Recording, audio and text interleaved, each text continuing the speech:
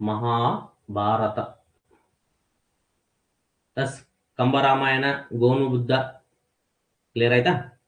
ಇನ್ನು ನೆಕ್ಸ್ಟ್ ಬರ್ತಕ್ಕಂಥದ್ದು ರಾಮಾಯಣ ಮುಗಿತು, ಮಹಾಭಾರತ ಅದ್ರ ಬಗ್ಗೆ ಚರ್ಚೆ ಮಾಡೋಣ.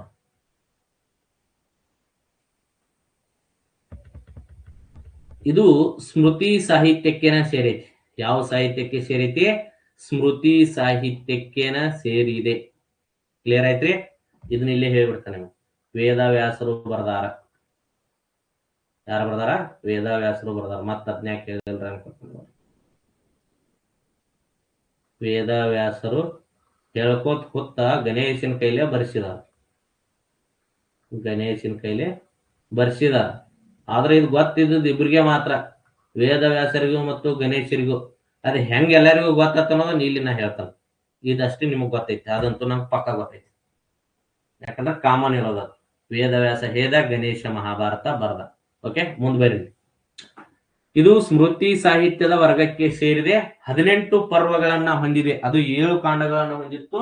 ಇದು 18 ಪರ್ವಗಳನ್ನ ಹೊಂದಿದೆ.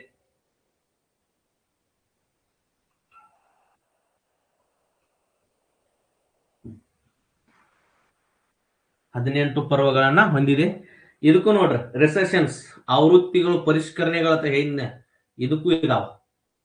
ಒಂದು ಔತ್ತರೇಯ ಅಥವಾ ಉತ್ತರ ಪರಿಷ್ಕರಣೆ, ಇನ್ನೊಂದು ದಾಕ್ಷಿಣಾತ್ಯ ಅಂದ್ರೆ ದಕ್ಷಿಣ ಪರಿಷ್ಕರಣೆ ಅಂತೇಳಿ 2 ಪರಿಷ್ಕರಣೆಗಳಿದಾವ. ಈ 2 ಪರಿಷ್ಕರಣೆಗಳು ಹೆಂಗೆ ಯಾವ್ಯಾವ ಲಿಪಿದಾಗ ಲಭ್ಯಗಳದಾವ ಅನ್ನೋದನ್ನ ನೋಡ್ರಿ. ಉತ್ತರ ಪರಿಷ್ಕರಣೆ ಯಾವ್ಯಾವ ಲಿಪಿ ಆಗೈತಿ? ಶಾರದಾ, ಕಾಶ್ಮೀರಿ, ನೇಪಾಳಿ, ಮೈಥಿಲಿ, ಬಂಗಾಳಿ, ದೇವನಾಗರಿ ಲಿಪಿಗಳಲ್ಲಿ ಲಭಿಸುತ್ತದೆ. ಯಾವ್ದ? ಉತ್ತರ ಪರಿಷ್ಕರಣೆ. ಇನ್ನು ದಕ್ಷಿಣ ಪರಿಷ್ಕರಣೆ ಬಂದು ತೆಲುಗು ಗ್ರಂಥ ಲಿಪಿಯನ್ನ ಎಕ್ಸ್ಪೆಕ್ಟ್ಲಿ ಯಾವ್ದಕ್ಕೆ ಯೂಸ್ ಮಾಡ್ತಾರಂದ್ರ ಸಂಸ್ಕೃತ ಬರೆಯುವಾಗ ಯೂಸ್ ಮಾಡ್ತಾರ. ನೆನ್ಪಿಟ್ಕೊ, ಗ್ರಂಥ ಲಿಪಿ ಸಂಬಂಧಿಸಿದ್ದು ಸಂಸ್ಕೃತಕ್ಕ ಮತ್ತು ತೆಲುಗು, ಗ್ರಂಥ, ಮಲಯಾಳಿ ಲಿಪಿಗಳಲ್ಲಿ ದಕ್ಷಿಣಾತ್ಯ ಆವೃತ್ತಿ ಏನಾಗ್ತೈತಿ? ದೊರಿತೈತಿ. ಕ್ಲಿಯರ್ ಐತಿ? ಎಷ್ಟು ರಿಸೆಷನ್ಸ್? 2 ರಿಸೆಷನ್ಸ್. ಒಂದು ಔತ್ತರೇಯ ಅಂದ್ರ ಉತ್ತರ, ಇನ್ನೊಂದು ದಾಕ್ಷಿಣಾತ್ಯ ಅಂದ್ರ ದಕ್ಷಿಣ. ಕ್ಲಿಯರ್ ಐತ್ರಿ? ಈ 2 ಪರಿಷ್ಕರಣಗಳಲ್ಲಿ ಮತ್ತು ಏನಾಗೈತಿ ಅಂದ್ರ ಪರಸ್ಪರ ವೈರುಧ್ಯಗಳು ಕಂಡು ಬರ್ತಾವ. ಒಟ್ಟಿನಲ್ಲಿ ಹೇಳೋದಾದ್ರ ದಕ್ಷಿಣಾತ್ಯ ಅನ್ನುವಂತ ಪರಿಷ್ಕರಣೆ ಏನೈತಿ? ಔತ್ತರೇಯಕ್ಕಿಂತ ದೊಡ್ಡದಾಗೈತಿ. ಯಾವ್ದು? ದಕ್ಷಿಣಾತ್ಯ ಯಾವ್ದಕ್ಕಿಂತ? ಔತ್ತರೇಯಕ್ಕಿಂತ ದೊಡ್ಡದಾಗೈತಿ. 2 ಸೇಮ್ ಇಲ್ಲ. ಏನಿದಾವಂದ್ರ ಪರಸ್ಪರ ವೈರುಧ್ಯಗಳು ಅಂದ್ರ ಭಿನ್ನವಾಗಿರೋದನ್ನ ಕಾಣ್ತೀವಿ. ಇನ್ನ ದಕ್ಷಿಣಾತ್ಯ ಪರಿಷ್ಕರಣವು ತನ್ನ ನಿಖರತೆ, ರಚನಾ ವಿಧಾನ ಮತ್ತು ಪ್ರಾಯೋಗಿಕ ದೃಷ್ಟಿಕೋನಗಳಿಂದ ನಮ್ಮನ್ನು ಪ್ರಭಾವಿತರನ್ನಾಗಿ ಮಾಡುತ್ತದೆ. ಆದ್ರೆ ಔತ್ತರೇಯ ಪರಿಷ್ಕರಣ ಅನ್ನುವಂಥದ್ದು ಅಸ್ಪಷ್ಟ, ಅವ್ಯವಸ್ಥೆಯಿಂದ ಕೂಡಿರ್ದು ಎದ್ದು ಕಾಣ್ತೈತಿ. ಅಂದ್ರೆ ಕ್ಲಿಯರ್ ಆಗಿಲ್ಲ. ಯಾವುದು? ಔತ್ತರೇಯ ಪರಿಷ್ಕರಣೆ ಅನ್ನೋದು ಅಷ್ಟೊಂದು ಸ್ಪಷ್ಟ ಮತ್ತು ಕ್ಲಿಯರ್ ಆಗಿ ಮೂಡಿ ಬಂದಿಲ್ಲ. ಆದ್ರೆ ದಾಕ್ಷಿಣಾತ್ಯ ಪರಿಷ್ಕರಣೆ ಅನ್ನುವಂಥದ್ದು ನಿಖರವಾಗಿ ರಚನೆ ವಿಧಾನದಲ್ಲಿ ಮತ್ತು ಪ್ರಾಯೋಗಿಕ ದೃಷ್ಟಿಕೋನಗಳಲ್ಲೂ ಕೂಡ ಏನಾಗೈತೆ ಅಂದ್ರೆ ಅಚ್ಚುಕಟ್ಟಾಗಿ ಮೂಡಿ ಬರೋದನ್ನ ಅಥವಾ ಮೂಡಿ ಬಂದಿರುವುದನ್ನ ನಾವು ಕಾಣ್ತೀವಿ. ಇಲ್ಲಿ ಭಾರತದಾಗ ಹಲವಾರು ಮಹಾಭಾರತಗಳಿದ್ದು, ಈಗ ಹೆಂಗ್ ನಮ್ಮಲ್ಲಿ ಬರೆಯೋದರ್ಥ ಏನಿಲ್ಲ, ಹಗಲಿ ರಾಮಾಯಣ ಹಂಗ ಮಹಾಭಾರತಗಳು ಇದ್ದು ಅವನ್ನೆಲ್ಲ ಒಟ್ಟುಗೂಡಿಸಿ ಏನ್ ಮಾಡ್ತಾರಂದ್ರ ಕಲ್ಕತ್ತಾ, ಮುಂಬೈ, ಕುಂಭಕೋಣಂ ಎಂಬ 3 ಸಂಪೂರ್ಣ ಮುದ್ರಿತ ಆವೃತ್ತಿಗಳಲ್ಲಿ ಕಂಡು ಬರ್ತಿದ್ವು. ಏನಾಗ್ತಿದ್ವು? ಕಲ್ಕತ್ತಾ, ನೆನ್ಪಿಟ್ಕೊ, ಕೇಳಿದಾರ, ಮುಂಬೈ, ಕುಂಭಕೋಣಂ ಈ ಕೆಳಗಿನ ಯಾವುವು ರಾಮಾಯಣದ ಸಂಪೂರ್ಣ ಮುದ್ರಿತ ಆವೃತ್ತಿಗಳು ಚಾಲ್ತಿಯಲ್ಲಿದ್ದು ಕೇಳಿದಾರ? ಕಲ್ಕತ್ತಾ, ಬೊಂಬಾಯಿ, ಕುಂಭಕೋಣಂ. ಕಲ್ಕತ್ತಾ, ಬೊಂಬಾಯಿ, ಕುಂಭಕೋಣಂ. ಕಲ್ಕತ್ತಾ, ಬೊಂಬಾಯಿ, ಕುಂಭಕೋಣಂ 3 ಸಂಪುಟ ಮುದ್ರಿತ ಆವೃತ್ತಿಗಳಲ್ಲಿ ಕಂಡು ಬರ್ತಿತ್ತು. ಆದ್ರೆ 3ರಲ್ಲೂ ಸಹ ಎಲ್ಲಿ ಈ 3 ಆವೃತ್ತಿಗಳಲ್ಲೂ ಸಹ ಮೇಲೆ ಹೇಳಿದ ಪರಿಷ್ಕರಣೆಗಳಲ್ಲಿ 2 ಪರಿಷ್ಕರಣೆ, ಮೇಲೆ ಹೇಳಿದ ಪರಿಷ್ಕರಣೆಗಳಲ್ಲಿ ಒಂದನ್ನು ಪ್ರತಿನಿಧಿಸುತ್ತಿರಲಿಲ್ಲ. ನೋಡ್ರಿ, ಅವೈಲೇಬಲ್ ಇರ್ತಕ್ಕಂತ ಮಟೀರಿಯಲ್ ಮೇಲೆ ಹೇಳಿದಕ್ಕಂತ ಆವೃತ್ತಿಗಳಲ್ಲಿ ಹೇಳಿದಂತಹ ವಿಷಯಗಳಲ್ಲಿ ಒಂದೇ ಒಂದು ಆವೃತ್ತಿಯ ವಿಷಯವನ್ನು ಕೂಡ ಇಲ್ಲಿರ್ತಕ್ಕಂತಹ ಮಟೀರಿಯಲ್ ಏನ್ ಮಾಡ್ತಿರ್ಲಿಲ್ಲ ಅಂದ್ರ ಅದನ್ನ ಪ್ರತಿನಿಧಿಸ್ತಿರ್ಲಿಲ್ಲ. ಅಷ್ಟೊಂದು ಸೋರ್ಸ್ ಏನಾಗಿತ್ತಂದ್ರ ಇಲ್ಲಿ ಮಿಸ್ ಆಗಿತ್ತು ಅನ್ನೋದನ್ನ ನಾವು ಇಲ್ಲಿ ಕಾಣ್ತೀವಿ. ಆದ್ರೂ ಕೂಡ ಲಭ್ಯವಿರ್ತಕ್ಕಂತಹ ಎಲ್ಲಾ ಹಸ್ತಪ್ರತಿಗಳನ್ನ ಅವಲಂಬಿಸಿ ಅದರ ಪರಿಷ್ಕೃತ ಆವೃತ್ತಿಯನ್ನ ಹೊರತರುವ ಕಷ್ಟದ ಕೆಲಸವನ್ನ ಕ್ರಮಬದ್ಧವಾಗಿ ಮಾಡಿದ್ದು ಭಂಡಾರ್ಕರ್ ಓರಿಯೆಂಟಲ್ ರಿಸರ್ಚ್ ಇನ್ಸ್ಟಿಟ್ಯೂಟ್ ಅಥವಾ ಸೊಸೈಟಿ ಅವರು ಏನ್ ಮಾಡ್ತಾರಂದ್ರ ಮಾಡ್ತಾರ. ಇರ್ತಕ್ಕಂತಹ ಇಡೀ ಭಾರತದಾಗ ಏನಿದ್ವಲ್ಲ ಪ್ರಾಚೀನ ಮಹಾಭಾರತ ಗ್ರಂಥಗಳನ್ನ ಇಟ್ಕೊಂಡು ಲಭ್ಯವಿರ್ತಕ್ಕಂತ ಎಲ್ಲ ಪರಿಷ್ಕರಣೆಗಳನ್ನ ಇಟ್ಕೊಂಡು ಅವುಗಳನ್ನ ಪರಿಷ್ಕರಿಸಿ ಅಚ್ಚುಕಟ್ಟಾದ ಕ್ರಮಬದ್ಧವಾದಂತಹ ಆವೃತ್ತಿಯನ್ನ ಹೊರತರುವಂತಹ ಕಷ್ಟದ ಕೆಲಸವನ್ನ ಮಾಡಿದ್ದು ಯಾರಂದ್ರ ಭಂಡಾರ್ಕರ್ ಓರಿಯೆಂಟಲ್ ರಿಸರ್ಚ್ ಇನ್ಸ್ಟಿಟ್ಯೂಟ್ ದವರು ಅಥವಾ ಸೊಸೈಟಿ ಅವರು. ಭಂಡಾರ್ಕರ್ ಪ್ರಾಚ್ಯ ಸಂಸ್ಥೆ ಅಂತ ಕರಿತೀವಿ. ಪುಣೆದಾಗ ಐತಿ. ಇದನ್ನು ಕ್ವಶನ್ ಕೇಳ್ಯಾರ, ಎಲ್ಲಿ ಐತದ ಕೇಳ್ಯಾರ. ಪುಣೆದಾಗ ಐತಿ ನೋಡ್ರಿ. ಪುಣೆರೆ ಅನ್ರಿ, ಪುನಾರೆ ಅನ್ರಿ, ಏನಾರೇ ಅನ್ರಿ, ಒಟ್ಟು ಏನ್ ಹತ್ರ ಹೆಸರ ಭಂಡಾರ್ಕರ್ ನೆನ್ಪಿಟ್ಕೋರಿ. Bhandarkar oriental research institute. ಇದರ ಕೇಂದ್ರಕತೆ ಯಾವ್ದ್ರ ಕೇಂದ್ರಕತೆ? ಮಹಾಭಾರತದ ಕೇಂದ್ರಕತೆ ಎರಡು ಬಂಧು ಕುಲಗಳಾದ ಕೌರವರು ಮತ್ತು ಪಾಂಡವರ ನಡುವಿನ ಸಂಘರ್ಷ ಮತ್ತು ಕುರುಕ್ಷೇತ್ರದ ಯುದ್ಧದ ವಿವರಣೆಯನ್ನ ಹೊಂದಿದೆ. ಯಾವ್ದ? ಮೂಲ ಕತೆ. ಇದಕ್ಕೆ ಸಂಬಂಧವಿಲ್ಲದ ಅನೇಕ ಕಥೆಗಳು ಕೂಡ ಇದರಲ್ಲಿ ಸೇರಿವೆ. ಯಾವ್ದ್ರಾಗ? ಮಹಾಭಾರತದಾಗ. ಅವೇ ಯಾವ್ಯಾವ? ರಾಮೋಪಾಖ್ಯಾನದಲ್ಲಿ ರಾಮಾಯಣ ಹೇಳಿದಾರು, ನಲೋಪಾಖ್ಯಾನದಲ್ಲಿ ನಳ ದಮಯಂತಿ ಕತೆ ಹೇಳಿದಾರು, ಸಾವಿತ್ರೋಪಾಖ್ಯಾನದಲ್ಲಿ ಸಾವಿತ್ರಿ ಕತೆ ಹೇಳಿದಾರು. ಅಂದ್ರ ಈ ಕೌರವರದ ಮತ್ತ ಪಾಂಡವರ ಕತೆ ಹೇಳತ್ನ್ಯಾಗ ಬ್ಯಾಸರ್ ಬತ್ತಂದ್ರ ನಡವ ಅಂತ ಹೇಳಿಬಿಡೋದು. ಈಗ ನಮ್ಮಲ್ಲಿ ಹೆಂಗ್ ಯಾವ್ದಾರ ಒಂದ್ ನೋಡತ್ನ್ಯಾಗ ನಡಕ್ ಅಡ್ವರ್ಟೈಸ್ಮೆಂಟ್ ಕೊಡ್ತಾರಲ್ಲ, ಹಂಗ್ ನಡವಟ್ಟೆ ಇವನ್ ಸೇರ್ಸ್ಯಾರ. ರಾಮಾಯಣ, ನಳ ದಮಯಂತಿ, ಸಾವಿತ್ರಿ ಕತೆಗಳನ್ನ ಹೇಳಿದ. ಕ್ಲಿಯರ್ ಆಯ್ತಾ? ನೋಡ್ರಿ, ನಿಮ್ಗೆ ಏನ್ ಹೇಳಿ? ವ್ಯಾಸ ಹೇಳಿದ ಕುತ್ಕೊಂಡ, ಗಣೇಶ ಕುತ್ಕೊಂಡ್ ಬರದತ್ತ ಹೇಳೇನಿ. ಅದ್ರ ಮುಂದೆ ಏನಾಗೈತಿ ಅನ್ನೋದು ನೀ ಇಲ್ಲಿ ಹೇಳ್ತಾನ ನೋಡ್ರಿ. ವ್ಯಾಸನು ಮೊದಲಿಗೆ ತನ್ನ ರಾಮಾಯಣದ ಕಾವ್ಯವನ್ನ, ತಪ್ಪಾಗೈತಿ ಇಲ್ಲಿ, ಮಹಾಭಾರತ ಆಗ್ಬೇಕು. ವ್ಯಾಸನು ಮೊದಲಿಗೆ ತನ್ನ ಮಹಾಭಾರತ ಕಾವ್ಯವನ್ನ ತನ್ನ ಶಿಷ್ಯನಾದ ವೈಶಂಪಾಯನನಿಗೆ ಕಲಿಸಿದನು. ಗಣೇಶ ಬರದ ಮೇಲ್ತದ. ಗಣೇಶ ಬರೀಕಿತ ಮೊದಲಲ್ಲ, ಗಣೇಶ ಬರದ ಮೇಲ್ತ ಆ ಕಥೆಯನ್ನ ಯಾರಿಗೆ ಕಲಿಸಿದ? ವೈಶಂಪಾಯನಿಗೆ ಕಲಿಸಿದನು. ವೈಶಂಪಾಯನನು ಜನಮೇಜಯನ ಸರ್ಪಯಾಗದ ಸಂದರ್ಭದಲ್ಲಿ, ಎಲ್ಲಿ? ಜನಮೇಜಯನ ಸರ್ಪಯಾಗದ ಸಂದರ್ಭದಲ್ಲಿ ಈ ಕಾವ್ಯವನ್ನ ಪೂರ್ತಿಯಾಗಿ ಪಠಿಸಿದನು.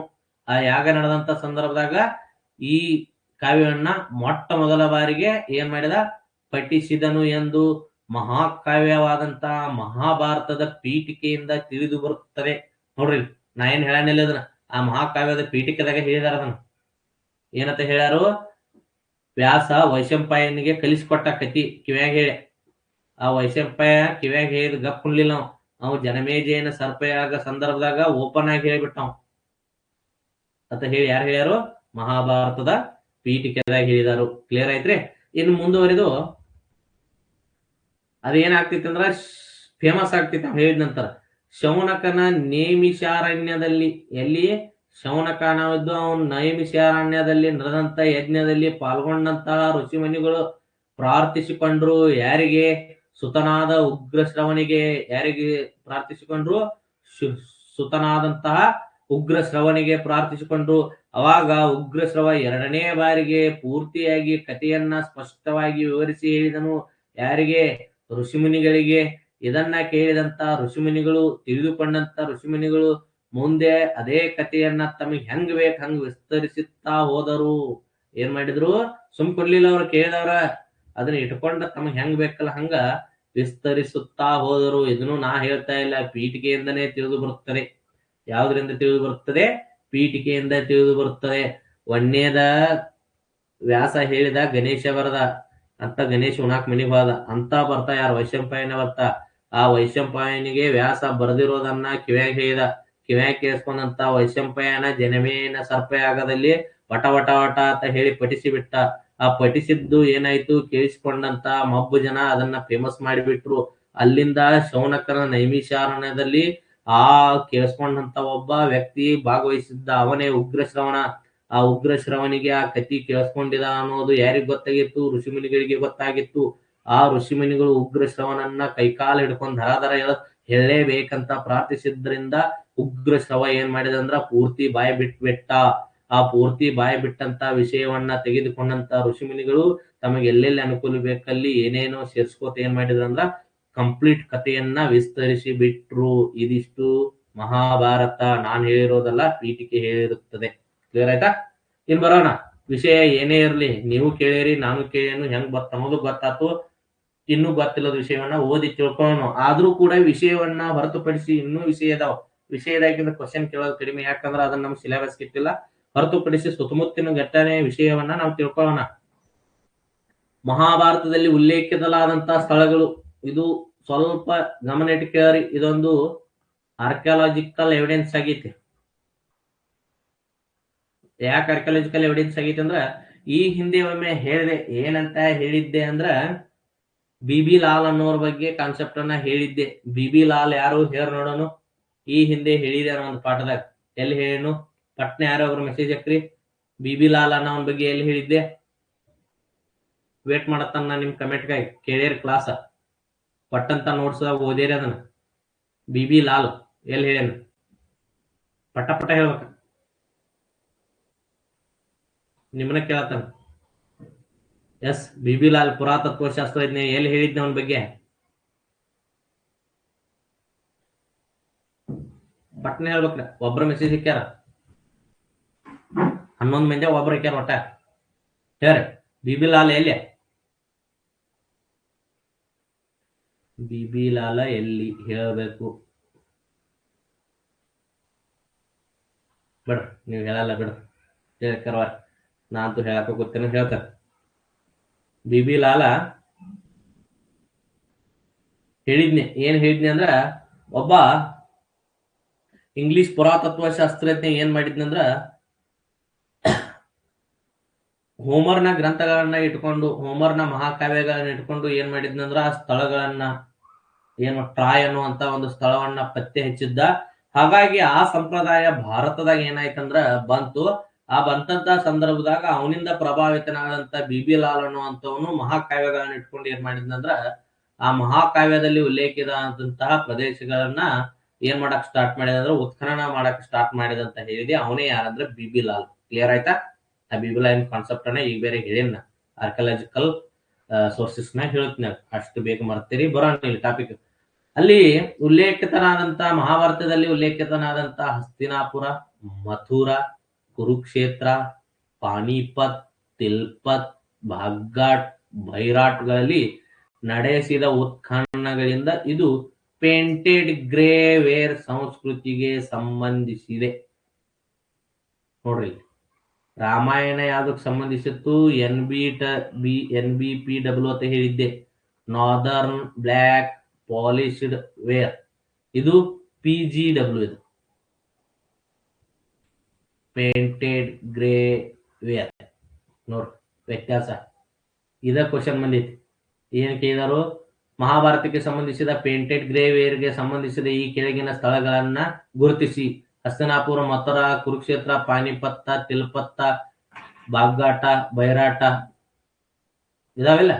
ಇವ ಎರಡು ಬಂದಿದ್ದು. ಹಸ್ತಿನಾಪುರ, ಬಾಗ್ಘಾಟ ಆಪ್ಷನ್ ಇದ್ದು. ಅಲ್ಲಿ ಅಸಿಸ್ಟೆಂಟ್ ಪ್ರೊಫೆಸರ್ 2021 ಬಂದಂತ ಕ್ವಶನ್. ಸಂಸ್ಕೃತಿ ಮ್ಯಾಗ ಬಂದೈತಿ. ನೀವು ಮಹಾಭಾರತ ಕೇಳೋಣ, ಉಳ್ದೆಲ್ಲ ಕೇಳಿರ್ತೀರಿ. ಆದ್ರೆ ಅವ್ನು ಕೇಳಿದ್ದು ಇಂಥಲ್ಲಿ ಕ್ವಶನ್ ಕೇಳ್ತಾನ. ಓಕೆ, ಇರ್ಲಿ, ಕೊಟ್ಟೇನ ನೋಡ್ಕೋರಿ ಯಾವ ರೀತಿ ಕ್ವಶನ್ ಅರೈಸ್ ಆಗ್ತಾವೋ. ಪ್ರತಿಯೊಂದು ಏನೇನಿದಾವ ಅಂದ್ರೆ ಇಂಪಾರ್ಟೆಂಟ್ ಇದಾವ. ಇಲ್ಲಿ ನಿಮ್ಗ ಬೋರ್ ಆಗಬಾರ್ದಂತೇಳಿ ಸ್ವಲ್ಪ ಕಾಮಿಡಿ ಮಾಡಿ ನಮ್ಮ ಲೋಕಲ್ದಾಗ ಕೂರ್ಸ್ಕೊಂಡು ಹೇಳತ್ತಾನ, ಅಂದ್ರೆ ನೆನಪಿರ್ತೈತಿ ಅಂತ ಹೇಳಿ. ಇರ್ಲಿ, ಪೇಂಟೆಡ್ ಗ್ರೇವೇರ್ ಸಂಸ್ಕೃತಿ ಅದು NBPW ಸಂಸ್ಕೃತಿ, ರಾಮಾಯಣ. ಕ್ಲಿಯರ್ ಆಯ್ತಾ? ಇದು ಪೇಂಟೆಡ್ ಗ್ರೇ ವೇರ್ ಸಂಸ್ಕೃತಿ. ಜೊತೆಗೆ ಈ ಗ್ರಂಥದಲ್ಲಿ ತಿಳಿಸಿರುವಂತೆ ನಿತ್ಯಾಕ್ಷುವಿನ ಆಳ್ವಿಕೆಯಲ್ಲಿ ಗಂಗೆಯ ಪ್ರವಾಹದಿಂದ ರಾಜಧಾನಿಯನ್ನ ಹಸ್ತಿನಾಪುರದಿಂದ ಕೌಶಂಬಿಗೆ ಸ್ಥಳಾಂತರಿಸಿದ್ರು. ಇದ್ರೆ ನೆಟ್ಟದಾಗ ಒಂದ್ 10 ಸಲ ಬಂದಿರ್ಬೇಕು. ಏನ, ಪಾಂಡವರ ರಾಜಧಾನಿ ಹಸ್ತಿನಾಪುರದಿಂದ ಎಲ್ಲಿಗೆ ಸ್ಥಳಾಂತರಿಸಿದ್ರು? ಕೌಶಂಬಿಗೆ ಸ್ಥಳಾಂತರಿಸಿದ್ರು. ನೆಟ್ಟಕ್ಕೆಲ್ಲ ಅಂದ್ರೆ ಒಂದ್ 10 ಸಲ ಕ್ವಶನ್ ಬಂದಿತ್ತು. ರಿಪೀಟ್. ನಿತ್ಯಾಕ್ಷುವಿನ ಕಾಲದಲ್ಲಿ, ಯಾರ ಕಾಲದಲ್ಲಿ? ನಿತ್ಯಾಕ್ಷುವಿನ ಕಾಲದಲ್ಲಿ ಗಂಗೆಯ ಪ್ರವಾಹದಿಂದ ರಾಜಧಾನಿಯನ್ನ ಹಸ್ತಿನಾಪುರದಿಂದ ಕೌಶಂಬಿಗೆ ಸ್ಥಳಾಂತರಿಸಿದ ಕುರುಹುಗಳು ದೊರೆತಿವೆ. ಯಾಕೆ ಹೇಳ್ಯಾರಂದ್ರ, ಅದು ಈ ಸಬ್ ರಿಲೇಟೆಡ್ ಟಾಪಿಕ್ ಐತೆ. ಮಹಾಭಾರತಕ್ಕೆ ಸಂಬಂಧಿಸಿದಂತ ಆರ್ಕಿಯಾಲಜಿಕಲ್ ಏನ್ ವರ್ಕ್ ಆಗಿತ್ಲ, ಈ ವರ್ಕ್ ಏನೈತಂದ್ರ ಇಲ್ಲಿ ಕೊಟ್ಟಂತ ವಿಷಯ ಸಂಬಂಧ ಐತಿ. ಈ ಕೊಟ್ಟಂತ ವಿಷಯದಾಗ ಬರ್ತಾವ ಕ್ವಶನ್. ಕರೆಕ್ಟ್ ಆಗಿ ನೋಡ್ತಾರೆ ಅಷ್ಟ. ಮತ್ತೇನು, ಕೌಶಂಬಿಗೆ ಸ್ಥಳಾಂತರಿಸಿದ ಎಲ್ಲಿಂದ? ಹಸ್ತಿನಾಪುರದಿಂದ. ಪಾಂಡವ ರಾಜಧಾನಿ ಆದಂತ ಹಸ್ತಿನಾಪುರದಿಂದ ಕೌಶಂಬಿಗೆ ಸ್ಥಳಾಂತರಿಸಿದ. ಅದರ ಕುರುಹುಗಳು ದೊರೆತಿದಾವ ನಮಗೆ. ಯಾವ್ದ್ರಿಂದ? ಆರ್ಕಿಯಾಲಜಿಕಲ್ ವರ್ಕ್ ದಿಂದ, ಉತ್ಖನನದಿಂದ. ದೆಹಲಿಯ ಇಂದಿನ ಪುರಾಣ ಕಿಲ್ಲಾ ಪ್ರದೇಶವೇ ಪಾಂಡವರ ರಾಜಧಾನಿಯಾದ ಇಂದ್ರಪ್ರಸ್ಥ. ನೋಡ್ರಿ, ದೆಹಲಿಯ ಇಂದಿನ ಪುರಾಣ ಕಿಲ್ಲಾ ಪ್ರದೇಶವೇ ಪಾಂಡವರ ರಾಜಧಾನಿಯಾದ ಇಂದ್ರಪ್ರಸ್ಥ ಪ್ರದೇಶ. ಯಾವ ಪ್ರದೇಶ? ಇಂದ್ರಪ್ರಸ್ಥ ಪ್ರದೇಶ ಅಂತ ಕರಿತೀವಿ. ಇದರ ಕುರಿತು, ಯಾವುದರ ಕುರಿತು? ಇಂದ್ರಪ್ರಸ್ಥದ ಕುರಿತು ಯಾರ್ಯಾರು ಹೇಳ್ಯಾರ ನೋಡ್ರಿ ಇಲ್ಲಿ. ಮಧ್ಯಕಾಲದ ಇತಿಹಾಸಕಾರನಾದ 14ನೇ ಶತಮಾನದ ಶಾಮ್ಸ್ ಶಿರಾಜ್ ಅಫೀಫ್. ಯಾರ್ರಿ? ಶಾಮ್ಸ್ ಶಿರಾಜ್ ಅಫೀಫ್. ಆತನ ಕೃತಿ ಯಾವ್ದ? ತಾರಿಕ್ ಇ ಫಿರೋಜ್ ಶಾಹಿ. ಯಾವುದು? ತಾರಿಕ್ ಇ ಫಿರೋಜ್ ಶಾಹಿ ಗ್ರಂಥದಲ್ಲಿ ಅಥವಾ ಕೃತಿಯಲ್ಲಿ. ಮತ್ತು ಪಶ್ಚಿಮ ದೆಹಲಿಯ ನರೈಣ ಎಂಬ ಗ್ರಾಮದಲ್ಲಿ, ಎಲ್ಲಿ?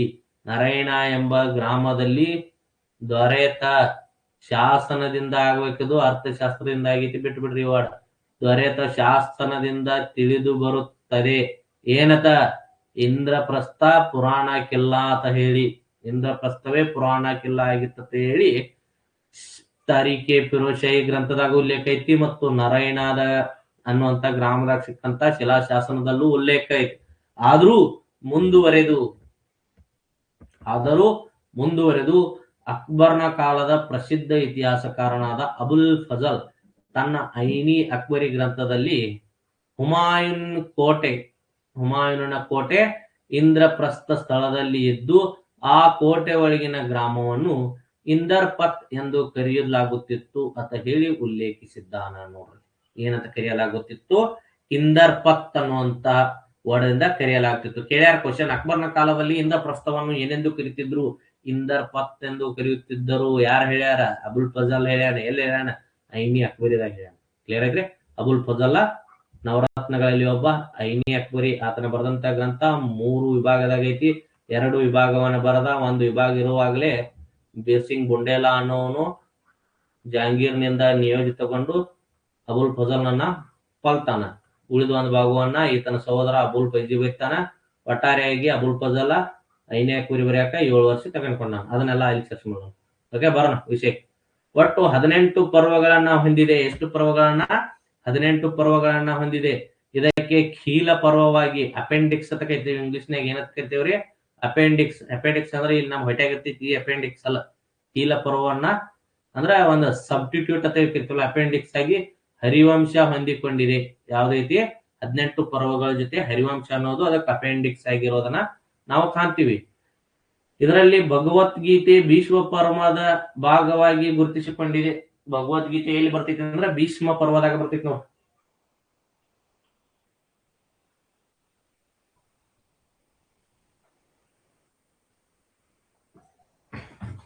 ಭೀಷ್ಮ ಪರ್ವದಾಗ ಬರ್ತದೆ. ಮೊದಲ ಪರ್ವ ಆದಿಪರ್ವ, ಕೊನೆಯ ಪರ್ವ ಸ್ವರ್ಗಾರೋಹಣ ಪರ್ವ. ಈ 18 ಲಿಸ್ಟ್ ಅನ್ನ ನಾ ಏನ್ ಕೊಡಾಕ ಹೋಗಿಲ್ಲ, ನೀವು ಸಿಗ್ತಾವ್ ಬರ್ಕೋರಿ. ಕ್ಲಿಯರ್ ಆಯ್ತಾ? ಅವಷ್ಟ ಬರ್ಕೋರಿ, ಅದನ್ನಟ ಕೊಟ್ಟಿಲ್ಲ. 18ಗಳನ್ನ ಸಂಖ್ಯೆಯನ್ನ ಇಲ್ಲಿ ಕೊಟ್ಟಿಲ್ಲ. ಆ 18 ಪರ್ವಗಳನ್ನ ಬರ್ಕೋರಿ. ಇಲ್ಲಿ ಏನಂದ್ರ ಮೊದಲ ಪರ್ವ ಆದಿಪರ್ವ, ಕೊನೆಯ ಪರ್ವ ಸ್ವರ್ಗಾರೋಹಣ ಪರ್ವ. ಇನ್ನ ಪಾರ್ಗಿಟರ್ ಅನ್ನುವಂತ ಒಬ್ಬ ವಿಶೇಷ ವ್ಯಕ್ತಿ ಪುರಾಣಗಳನ್ನ ಅಧ್ಯಯನ ಮಾಡಿದವನು. ಇದ್ರ ಮ್ಯಾಗು ಏನ್ ಮಾಡ್ತಾನಂದ್ರ ಸ್ವಲ್ಪ ಅಧ್ಯಯನ ನಡೆಸ್ತಾನ. ಅವನ ಪ್ರಕಾರ ಪಾರ್ಗಿಟರ್ ಅನ್ನಂತ ಪುರಾಣದಾಗ ಬರ್ತಾನ. ಆದ್ರೂ ಇಲ್ಲಿ ಕೆಲವೊಂದು ಸ್ಟೇಟ್ಮೆಂಟ್ ಕೊಟ್ಟ, ನಾವು ನೋಡೋಣ. ಅವನ ಪ್ರಕಾರ ಮಹಾಭಾರತದ ಯುದ್ಧವು ಸುಮಾರು ಕ್ರಿಸ್ತಪೂರ್ವ 950ರ ಸುಮಾರಿಗೆ ಕೌರವರು ಮತ್ತು ಪಾಂಡವರ ನಡುವೆ ನಡೆದಿತ್ತು. ಈ ಯುದ್ಧವು ಸಟ್ಲೇಜ್ ಮತ್ತು ಯಮುನಾ ನದಿಗಳ ನಡುವೆ ಕುರುಕ್ಷೇತ್ರ ಪ್ರದೇಶದಲ್ಲಿ ನಡೆಯಿತು. ಪ್ರಸ್ತುತ ಕುರುಕ್ಷೇತ್ರ ಹರಿಯಾಣದಾಗ ಐತಿ, ನೆನ್ಪಿಟ್ಕೋರಿ. ಕುರುಕ್ಷೇತ್ರ ಪ್ರದೇಶದಲ್ಲಿ ನಡೆಯಿತು ಅಂತ ಹೇಳಿ ಹೇಳ್ತಾನ. ಎಷ್ಟು ದಿನ ನಡೀತು? 18 ದಿನಗಳ ಕಾಲ ನಡೀತು ಅಂತ ಹೇಳಿ ಪಾರ್ಗಿಟರ್ ಹೇಳ್ತಾನೆ. ಯಾರು ಹೇಳ್ತಾರ? ಪಾರ್ಗಿಟರ್ ಹೇಳ್ತಾನ. ಆದ್ರೆ ಐಹೊಳೆ ಶಾಸನ ಹೇಳೇನೀಗ. ಐಹೊಳೆ ಶಾಸನದಲ್ಲಿ 2ನೇ ಪುಲ್ಕೇಶಿ ಕಾಲದ ಐಹೊಳೆ ಶಾಸನದಲ್ಲಿ ಈ ಯುದ್ಧವು 3101ರಲ್ಲಿ ನಡೆದೈತಿ ಅಂತ ಹೇಳಿ ಉಲ್ಲೇಖ ಐತಿ. ಯಾರು ಹೇಳ್ಯಾಣ? ರವಿಕೀರ್ತಿ ಹೇಳ್ಯಾನ. ಯಾವ ಶಾಸನದಾಗ? ಐಹೊಳೆ ಶಾಸನದಾಗ. ಏನೇ ಇರ್ಲಿ, ನಿಮಗ್ ಕೇಳ್ಬೇಕಾದ್ರ ಅಥೆಂಟಿಕ್ ಆಗಿ ಇದ್ರೊಳಗೆ ಏನ್ ಹೇಳ್ಯಾರು, ಅವ ಏನ್ ಹೇಳ್ಯಾನು ಇದನ್ನೇ ಕೇಳ್ತಾರ. ಪಾರ್ಗಿಟರ್ ಪ್ರಕಾರ ಎಷ್ಟಾಗ ನಡೀತು, ಐಹೊಳೆ ಶಾಸನದ ಪ್ರಕಾರ ಎಷ್ಟಾಗ ನಡೀತು, ಇದನ್ನೇ ಕೇಳ್ತಾರ. ತಲೆ ಕೆಡಿಸ್ಕೋಬಾರ್ದು, ನೆನ್ಪಿಟ್ಕೋರಿ ಅಷ್ಟ. ಪಾರ್ಗಿಟರ್ ಪ್ರಕಾರ 950ರಲ್ಲಿ ನಡೀತು, ಐಹೊಳೆ ಶಾಸನದ ಪ್ರಕಾರ 3101ರಲ್ಲಿ ನಡೀತು. ಸಟ್ಲೇಜ್ ಮತ್ತು ಯಮುನಾ ನದಿಗಳ ಮಧ್ಯಪ್ರದೇಶವಾದ ಕುರುಕ್ಷೇತ್ರದಲ್ಲಿ ನಡೀತು. ಕುರುಕ್ಷೇತ್ರ ಹರಿಯಾಣದಾಗೈತಿ. 18 ದಿನಗಳ ಕಾಲ ನಡೀತು. ಎಷ್ಟಾಗಿತ್ತು? 18 ದಿನಗಳ ಕಾಲ ನಡೀತು. ರಾತ್ರಿ ಸೂರ್ಯೋದಯದ ನಂತರ, ಸೂರ್ಯಾಸ್ತದ ನಂತರ ಯುದ್ಧ ಯಾವತ್ತೂ ನಡೆಯುವುದಿಲ್ಲ. ಒಬ್ರಿಗೊಬ್ರು ಭೇಟಿ ಆಗ್ತಾರ, ಮಾತಾಡ್ತಾರ, ಕುಂತಾರ, ಚಾ ಕುಡ್ತಾರ. ಆದ್ರೆ ಯುದ್ಧ ಸ್ಟಾರ್ಟ್ ಆಗೋದು ಬೆಳಿಗ್ಗೆ ಸ್ಟಾರ್ಟ್ ಆಗಿ ಸೂರ್ಯೋದಯದ ನಂತರ ಸ್ಟಾರ್ಟ್ ಆಗಿ ಸೂರ್ಯಾಸ್ತದ ನಂತರ ಕೊನೆಗೊಳ್ತೈತಿ. ಎಲ್ಲ ಯುದ್ಧ ಹಂಗ ಇರ್ತಾವ. ಬೆಳತಕ ಯುದ್ಧ ಯಾರು ಮಾಡೋದಿಲ್ಲ. ಕ್ಲಿಯರ್ ಆಯ್ತಾ? ನೆಕ್ಸ್ಟ್ ಬರೋಣ. ಶಾಂತಿ ಪರ್ವ. ಈ ಶಾಂತಿ ಗ್ರಂಥ ಅಂತನೂ ಕರೀತಾರ. ಇದು ಮಹಾಭಾರತದ 12ನೇ ಪರ್ವವಾಗಿದೆ. ಏನಾಗಿದೆ? 12ನೇ ಪರ್ವವಾಗಿದ್ದು 18 ಪರ್ವಗಳಲ್ಲಿ ಅತ್ಯಂತ ದೊಡ್ಡ ಪರ್ವವಾಗಿದೆ. ಯಾವುದು? ಶಾಂತಿ ಪರ್ವ. 18 ಪರ್ವಗಳಲ್ಲಿಯೇ ಅತಿ ದೊಡ್ಡ ಪರ್ವವಾಗಿ ಶಾಂತಿ ಪರ್ವ ಗುರುತಿಸಿಕೊಂಡಿದೆ. ಯಾವ್ದು ಗುರುತಿಸಿಕೊಂಡಿದೆ ಅಂದ್ರೆ ಶಾಂತಿ ಪರ್ವ ಗುರುತಿಸಿಕೊಂಡಿರೋದನ್ನ ನಾವಿಲ್ಲಿ ಕಾಣ್ತೀವಿ. ನೆಕ್ಸ್ಟ್, ಈ ಶಾಂತಿ ಪರ್ವದ ವಿಶೇಷವಾಗಿ ರಾಜಕೀಯ ಹಾಗೂ ರಾಜಧರ್ಮದ ಕರ್ತವ್ಯಗಳ ಕುರಿತು ವಿವರಿಸುತ್ತದೆ. ಏನ್ ಮಾಡ್ತದ? ರಾಜಕೀಯ ಮತ್ತು ರಾಜಧರ್ಮದ ಕರ್ತವ್ಯಗಳ ಕುರಿತು ವಿವರವಾಗಿ ಏನ್ ಮಾಡ್ತಿರ್ತದೆ? ವಿವರಿಸುವುದರಿಂದ ಇದನ್ನ ರಾಜಧರ್ಮ ಪರ್ವ ಅಂತಾನೂ ಕರೀತಾರೆ. ಏನಂತ ಕರೀತಾರ? ರಾಜಧರ್ಮ ಪರ್ವ ಅಂತಾನೂ ಕರೀತಾರೆ. ಇಲ್ಲಿ ರಾಜ್ಯ, ಸರ್ಕಾರ, ಆಡಳಿತದ ಕರ್ತವ್ಯಗಳನ್ನ ವಿವರವಾಗಿ ಹೇಳಲಾಗಿದೆ. ಅದರಲ್ಲೂ ಕೂಡ ಶಾಂತಿ ಪರ್ವದಲ್ಲಿನ ಬಹುತೇಕ ಶ್ಲೋಕಗಳು ಮನುಸ್ಮೃತಿಯಲ್ಲೂ ಕಂಡು ಬಂದಾವ ನೋಡ್ರಿ. ಮತ್ತ ಒಂದಕ್ಕೊಂದು ಟಚ್ ಇದಾವತ್ತ. ಇದನ್ನ ಮನುಸ್ಮೃತಿಯಲ್ಲೂ ಕೂಡ ಕಂಡು ಬಂದಾವ. ಈ ಶಾಂತಿ ಪರ್ವದಲ್ಲಿ ಪ್ರಾರಂಭದಲ್ಲಿ 4 ವರ್ಣದವರು ವೇದಗಳನ್ನ ಕೇಳಬೇಕು, ಶೂದ್ರರಿಂದ ಕಲಿಬೇಕು ಅಂತ ಹೇಳಲಾಗಿತ್ತು ನೋಡ್ರಿ. ಶಾಂತಿ ಪರ್ವದಲ್ಲಿ ಪ್ರಾರಂಭದಲ್ಲಿ 4 ವರ್ಣದವರು ವೇದಗಳನ್ನ ಕೇಳಬೇಕು, ಶೂದ್ರರಿಂದ ಕಲಿಬೇಕಂತ ಹೇಳಲಾಗಿದೆ. ಈ ಪರ್ವದಲ್ಲಿ ರಾಜನು ಪ್ರಜೆಗಳ ಮೊದಲ ಅಂಗ, ಆದ್ರೆ ಪ್ರಜೆಗಳು ರಾಜನ ಏಕೈಕ ಅಂಗ ಅಂತ ಹೇಳಲಾಗಿದೆ. ಯಾವ ಪರ್ವದಾಗ?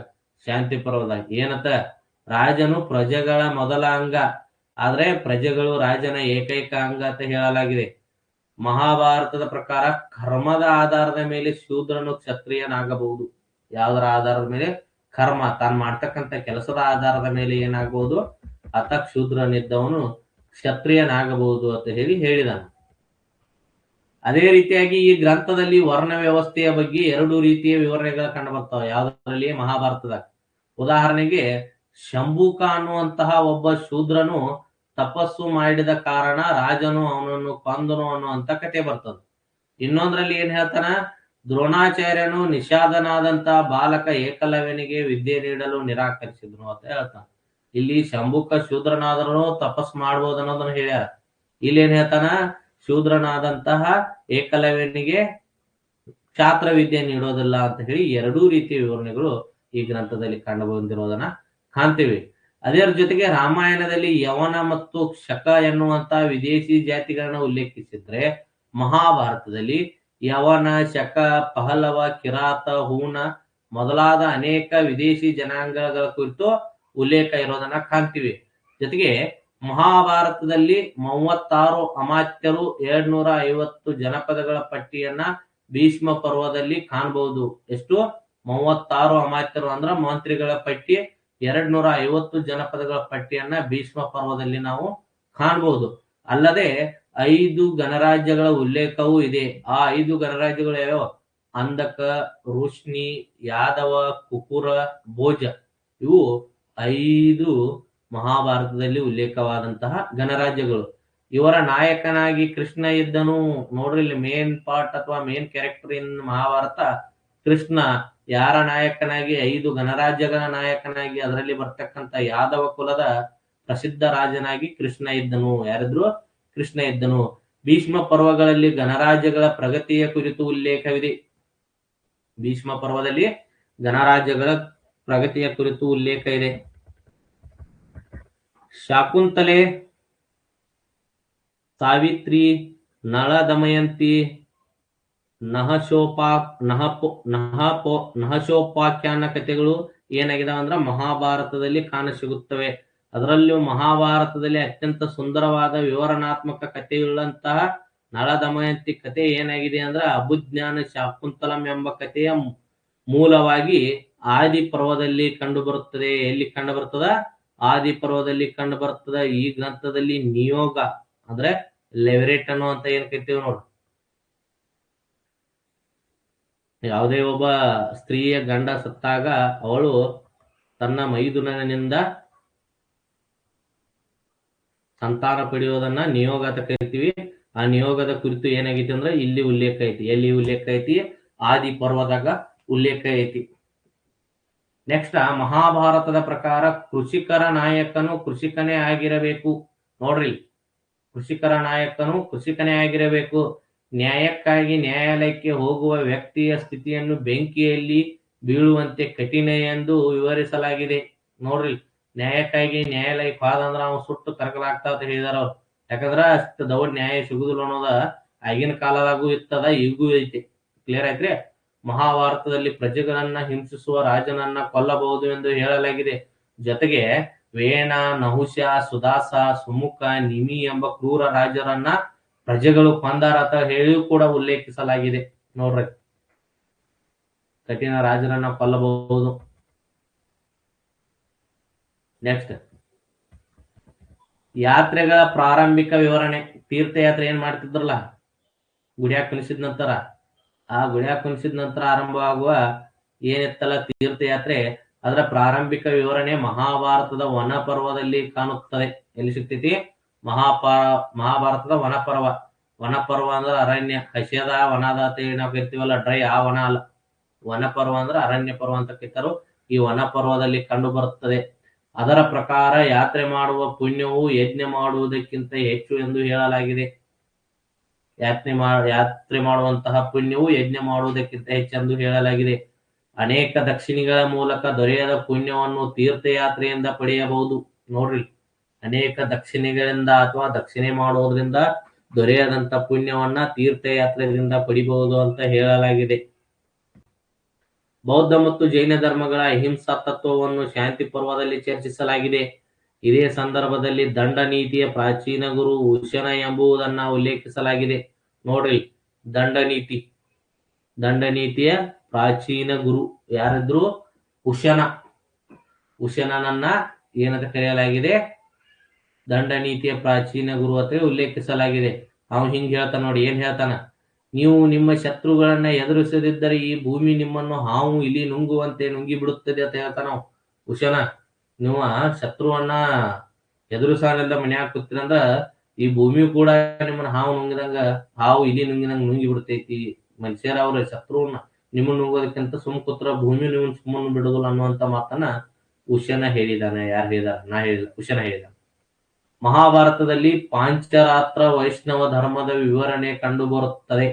ಪಾಂಚರಾತ್ರ ಕಾನ್ಸೆಪ್ಟ್ ಮುಂದೆ ಹೇಳ್ತಾನೆ. ಧರ್ಮಗಳು ಬರ್ತಾವಲ್ಲ, ಧರ್ಮಗಳು ಹೇಳ್ತಾನೆ, ಕೊಡ್ತಾನೆ ಅಲ್ಲಿ ಪಾಂಚರಾತ್ರ ಕಾನ್ಸೆಪ್ಟ್. ಆ ಪಾಂಚರಾತ್ರ ವೈಷ್ಣವ ಧರ್ಮದ ವಿವರಣೆಯನ್ನು ಕೂಡ ಮಹಾಭಾರತದಲ್ಲಿ ಉಲ್ಲೇಖಿಸಿದ್ದು ಅದರ ನಾರಾಯಣೀಯ ವಿಭಾಗದಲ್ಲಿ. ಯಾವ ವಿಭಾಗದಲ್ಲಿ? ನಾರಾಯಣೀಯ ವಿಭಾಗದಲ್ಲಿ ವೈಷ್ಣವ ಧರ್ಮಕ್ಕೆ ಸಂಬಂಧಿಸಿದ ವ್ಯೂಹ ಸಿದ್ಧಾಂತ. ಯಾವ ಸಿದ್ಧಾಂತ? ವ್ಯೂಹ ಸಿದ್ಧಾಂತವನ್ನ ವಿವರಿಸಲಾಗಿದೆ. ಮಹಾಭಾರತದ ಆರಂಭಿಕ ಕಾಲದಲ್ಲಿ ಶಿವನನ್ನ ಲಿಂಗ ರೂಪದಲ್ಲಿ ಕಲ್ಪಿಸಲಾಗಿದೆ. ಯಾವ ರೂಪದಲ್ಲಿ? ಲಿಂಗ ರೂಪದಲ್ಲಿ ಕಲ್ಪಿಸಲಾಗಿದೆ ಅನ್ನೋದನ್ನ ಕಾಣಬಹುದು. ಇದಿಷ್ಟು ಮಹಾಭಾರತಕ್ಕೆ ಸಂಬಂಧಿಸಿದ ವಿಷಯ ವಿವರಣೆ. ಇನ್ನು ನೆಕ್ಸ್ಟ್ ಬರುವಂತದ್ದು ಮಹಾಭಾರತದ ಕುರಿತಾದಂತಹ ಅನುವಾದಗಳು, ಟ್ರಾನ್ಸ್ಲೇಷನ್ ಅನ್ನುವಂತ ಕಾನ್ಸೆಪ್ಟ್. ನೋಡ್ರಿ, ಮಹಾಭಾರತದ ಅನುವಾದಗಳು. ಮಹಾಭಾರತವನ್ನ ಪಲ್ಲವ ಕಾಲದಲ್ಲಿ ಪೆರಂದೇವನಾರ್. ನೋಡ್ರಿ, ಪೆರಂದೇವನಾರ್ ಯಾರ ಕಾಲದಲ್ಲಿ? ಪಲ್ಲವ ಕಾಲದಲ್ಲಿ ಪೆರಂದೇವನಾರ್ ಅವರು ಭಾರತವೆಂಬ ಎಂಬ ಹೆಸರಿನಲ್ಲಿ, ಯಾವ ಹೆಸರಿನಲ್ಲಿ? ಭಾರತವೆಂಬ ಹೆಸರಿನಲ್ಲಿ ಮೊದಲ ಬಾರಿಗೆ ತಮಿಳು ಭಾಷೆಗೆ ಅನುವಾದಿಸಿದರು. ಯಾವ ಭಾಷೆಗೆ? ತಮಿಳು ಭಾಷೆಗೆ. ಪೆರಂದೇವನಾರ್ ಯಾರ ಕಾಲದಲ್ಲಿ? ಪಲ್ಲವರ ಕಾಲದಲ್ಲಿ. ಮುಂದೆ 14ನೇ ಶತಮಾನದಲ್ಲಿ ಪಾಂಡ್ಯರಾಜರ ಕಾಲದಲ್ಲಿ ವಿಲ್ಲಿಪುತ್ತೂರರ್, ಯಾರು? ವಿಲ್ಲಿಪುತ್ತೂರರ್ ಎನ್ನುವಂತವನು ವಿಲ್ಲಿಪುತ್ತೂರರ್ ಭಾರತಂ ಎಂಬ ಇನ್ನೊಂದು ತಮಿಳು ಮಹಾಭಾರತವನ್ನ ರಚಿಸಿದನು. ಯಾರು? ವಿಲ್ಲಿಪುತ್ತೂರರ್ ಅನ್ನುವಂತವನು ಇನ್ನೊಂದು ತಮಿಳು ಮಹಾಭಾರತ ಗ್ರಂಥವನ್ನ ರಚಿಸಿದನು ಅನ್ನೋದನ್ನ ಕಾಣಬಹುದು.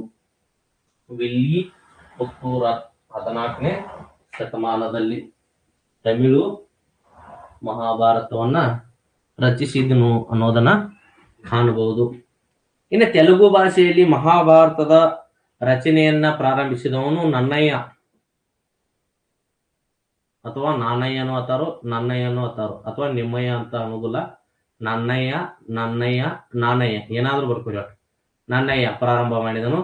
ನಂತರ ಅದನ್ನು ನನ್ನಯ್ಯನ ಅದಕ್ಕೆ ಬಿಟ್ಟದ್ರಿಂದ ತಿಕ್ಕನ್ನ, ವರ್ಷನ ಅಲ್ಲ, ತಿಕ್ಕನ್ನ ಏನ್ ಮಾಡಿದ, ಬಹುತೇಕ ಪೂರ್ಣಗೊಳಿಸಿದನು. ಆದ್ರೂ ಕೂಡ ಕೊನೆಯದಾಗಿ ಆ ಕೊನೆಯಲ್ಲಿ ಕಾಯ್ದಿರುವುದನ್ನ ಎರಪ್ರಗಡ ಅನ್ನುವಂಥವನು ಸಂಪೂರ್ಣಗೊಳಿಸಿದನು ನೋಡಿ.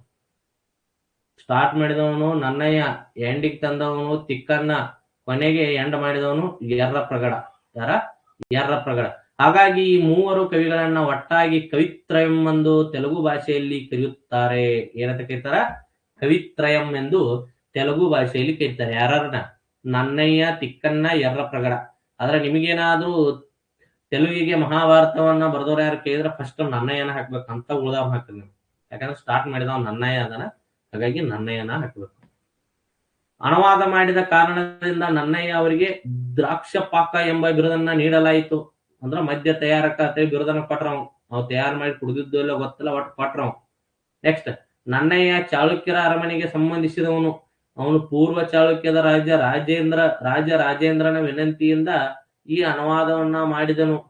ಇದು ತೆಲುಗು ಸಾಹಿತ್ಯದ ಮೊದಲ ಕೃತಿ ಎಂದು ಪರಿಗಣಿಸಲಾಗುತ್ತದೆ. ನೋಡ್ರಿ, ಮಹಾಭಾರತವನ್ನ ಅನುವಾದಿಸುವ ವೇಳೆ ನನ್ನಯ್ಯ ಮಾನಸಿಕವಾಗಿ ಅಸ್ವಸ್ಥರಾದರು ಎಂದು ಹೇಳಲಾಗುತ್ತದೆ. ಅವರು ತೆಲುಗು ಕಾವ್ಯದ ಅಡಿಪಾಯವನ್ನ ಹಾಕಿದವರು. ಆದ್ದರಿಂದ ಅವರಿಗೆ ವಗಾನುಶಾಸನ ಎಂಬ ಬಿರುದನ್ನ ನೀಡಲಾಗಿತ್ತು. ವಗಾನುಶಾಸನ ಅಂದ್ರ ಮಾತಿನ ನಿರ್ಮಾಪಕ ಅಂತ ಕರಿತೀವಿ. ಏನಂತ ಕರಿತೀವ್ರಿ? ಮಾತಿನ ನಿರ್ಮಾಪಕ ಅಂತ ಹೇಳಿ ಕರಿತೀವಿ. ವಗಾನುಶಾಸನ ಅಂದ್ರ ಮಾತಿನ ನಿರ್ಮಾಪಕ, ಅಂದ್ರ ಮಾತನ್ನ ಕಟ್ಟುವವನು ಅಂತ ಅರ್ಥ.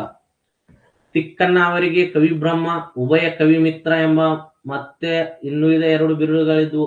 ತಿಕ್ಕನ್ನ ಅವರು ಮಹಾಭಾರತದ 15 ಪರ್ವಗಳನ್ನ ಅನುವಾದಿಸಿದ್ದರು. ನೋಡ್ರಿ, ಎಷ್ಟು ಮಾಡಿದ್ದ? ತಿಕ್ಕನ್ನ 15 ಮಾಡಿದ್ದ. ಕೊನೆಗೆ 1 ಮಾಡಿದವರು ಯಾರ? ಎರಪ್ರಗಡ. ಎಷ್ಟದು? 16. ಹಾಗಾದ್ರೆ ಮಾಡಿದವರು ನನ್ನಯ್ಯ ಎಷ್ಟ? 2 ಮಾಡ್ಯಾನ. ಕ್ಲಿಯರ್ ಆಯ್ತಾ? 15 ತಿಕ್ಕನ್ನ, 2 ನನ್ನಯ್ಯ, 1 ಎರಪ್ರಗಡ. ತೆಲುಗುದಾಗ ಮಹಾಭಾರತವನ್ನು ಕನ್ನಡಕ್ಕೆ ತಂದಂತ ಕನ್ನಡದ ಆದಿಕವಿ ಪಂಪ. ಯಾವುದು ಬರೆದಿರೋದೇವನು? ವಿಕ್ರಮಾರ್ಜುನ ವಿಜಯ. ಯಾವುದು? ವಿಕ್ರಮಾರ್ಜುನ ವಿಜಯದಲ್ಲಿ ಕನ್ನಡಕ್ಕೆ ತರ್ತಾನ ಮಹಾಭಾರತವನ್ನು. ಯಾರು? ಪಂಪ. ಇನ್ನು ರುದ್ರ ಕಾಂಡಲಿ ಅನ್ನೋನು ಮಹಾಭಾರತದ ದ್ರೋಣ ಪರ್ವವನ್ನು ಆಸಾಮಿ ಭಾಷೆಗೆ ಭಾಷಾಂತರಿಸಿದನು. ಯಾವ ಭಾಷೆಗೆ? ಆಸಾಮಿ ಭಾಷೆಗೆ ರುದ್ರ ಕಾಂಡಲಿ ಅನ್ನುವಂಥವನು ಮಹಾಭಾರತದ ದ್ರೋಣ ಪರ್ವವನ್ನ ಆಸಾಮಿ ಭಾಷೆಗೆ ಭಾಷಾಂತರಿಸಿದನು. ನಂತರ 6ನೇ ಶತಮಾನದಲ್ಲಿ ರಾಮ ಸರಸ್ವತಿ, ಅಂದ್ರ ಇವನನ್ನ ಅಹೋಮರ ವ್ಯಾಸ ಅಂತ ಕರಿತಿದ್ರು. ನೋಡ್ರಿ, ನೆನಪಿಟ್ಕೊರಿ, ಕೇಳ್ಯಾರದ್ನು. ಅಹೋಮರ ವ್ಯಾಸ ಅಂತ ಯಾರು ಕರಿತಿದ್ರು ಅಂದ್ರೆ ರಾಮ ಸರಸ್ವತಿಯನ್ನ ಕರಿತಿದ್ರು. ಈತ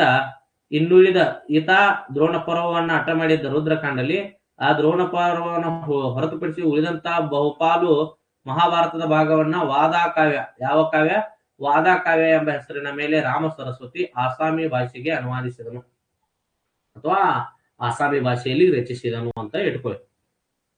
ಇನ್ನು ಬೆಂಗಾಲ್ನ ಸುಲ್ತಾನ ಹುಸೇನ್ ಶಾ 1493-1519 ಕಾಲದಲ್ಲಿ ಚಿತ್ತಗಾಂಗ್ ಪ್ರಾಂತ್ಯದ ಗವರ್ನರ್ ಆದಂತ ಪರಾಗಲ್ ಖಾನ್, ಯಾರು? ಪರಾಗಲ್ ಖಾನ್ ಅವರು ಮಹಾಭಾರತದ ಕೆಲವು ಭಾಗಗಳನ್ನ ಕವೀಂದ್ರ ಪರಮೇಶ್ವರರಿಂದ ಬೆಂಗಾಳಿ ಭಾಷೆಗೆ ಅನುವಾದ ಮಾಡಿಸಿದರು. ನಂತರ ನಸ್ರತ್ ಶಾ ಅವರ ಕಾಲದಲ್ಲಿ ಚಿತ್ತಾಂಗ್ ಗವರ್ನರ್ ಚುಟ್ಟಿ ಖಾನ್ ಅವರು ಮಹಾಭಾರತದ ಸಂಪೂರ್ಣ ಅನುವಾದವನ್ನು ಶ್ರೀಕರ ನಂದಿ ಅವರಿಂದ ಮಾಡಿಸಿದರು. ಯಾರಿಂದ ಮಾಡಿಸಿದ್ರು? ಶ್ರೀಕರ ನಂದಿ ಅವರಿಂದ ಮಾಡಿಸಿದ್ರು. ಕಾಶಿರಾಮ್ ದಾಸ್ ಅವರು ಸಹ ಮಹಾಭಾರತವನ್ನ ಬೆಂಗಾಳಿ ಭಾಷೆಗೆ ತಮ್ಮದೇ ಶೈಲಿಯಲ್ಲಿ ಅನುವಾದಿಸಿದ್ದಾರೆ. ಏನ್ ಮಾಡಿದಾರ? ತಮ್ಮದೇ ಶೈಲಿಯಲ್ಲಿ. ಕಾಶಿರಾಮ್ ದಾಸ್, ಯಾರೇ? ಕಾಶಿರಾಮ್ ದಾಸ್. ಮಹಾಭಾರತವನ್ನ 15ನೇ ಶತಮಾನದಲ್ಲಿ ಸರಳಾದಾಸ್, ನೋಡ್ರಿ, ರಾಮಾಯಣ ಇವ ಮಾಡಿದ್ದ, ಮಹಾಭಾರತನು ಇವ ಮಾಡದ. ಯಾವ ಭಾಷೆದಾಗ? ಒಡಿಯಾ ಭಾಷೆ ಅಥವಾ ಓರಿಯಾ ಭಾಷೆ ಏನ್ ಮಾಡ್ತಾನಂದ್ರ ಅನುವಾದಿಸ್ತಾನ. ಅವ್ರಿಗೆ ಇರದಂತ ಬಿರುದು ಉತ್ಕಲ ವ್ಯಾಸ.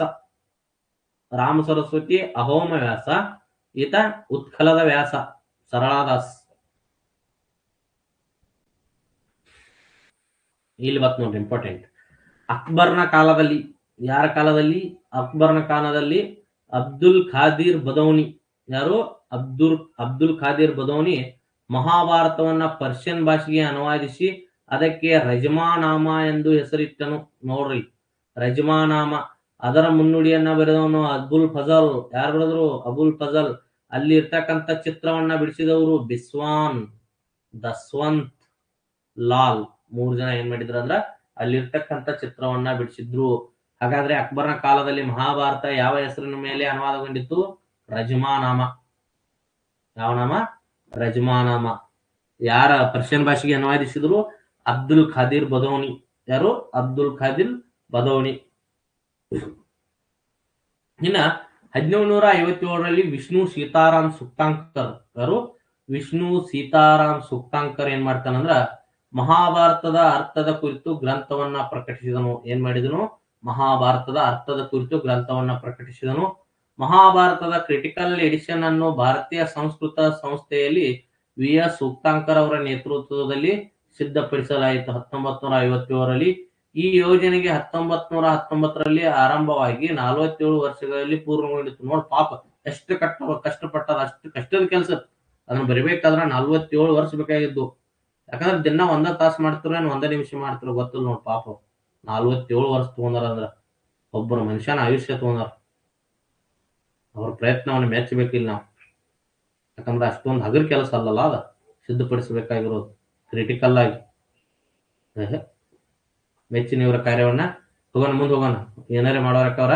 ಈ ಕಾರ್ಯದಲ್ಲಿ ದೇಶದ ವಿವಿಧ ಭಾಗಗಳಲ್ಲಿ ವಿವಿಧ ಲಿಪಿಗಳಲ್ಲಿ ಬರೆಯಲ್ಪಟ್ಟ ಸಂಸ್ಕೃತ ಹಸ್ತಪ್ರತಿಗಳನ್ನ ಸಂಗ್ರಹಿಸಲಾಯಿತು. ಈ ಯೋಜನೆ 1966ರಲ್ಲಿ ಪೂರ್ಣಗೊಂಡಿದ್ದು ಇದರಲ್ಲಿ ಒಟ್ಟು 13,000 ಪುಟಗಳು ಇದ್ದವು. ಇದರ ಇಂಗ್ಲಿಷ್ ಅನುವಾದವನ್ನ ಅಥವಾ ಮಹಾಭಾರತದ ಮೊದಲ ಇಂಗ್ಲಿಷ್ ಅನುವಾದವನ್ನ ಮಾಡಿದ್ದು ಕಿಸಾರಿ ಮೋಹನ್ ಗಂಗೂಲಿ. ಯಾರು? ಕಿಸಾರಿ ಮೋಹನ್ ಗಂಗೂಲಿ 1883ರಲ್ಲಿ. ಎಷ್ಟರಲ್ಲಿ?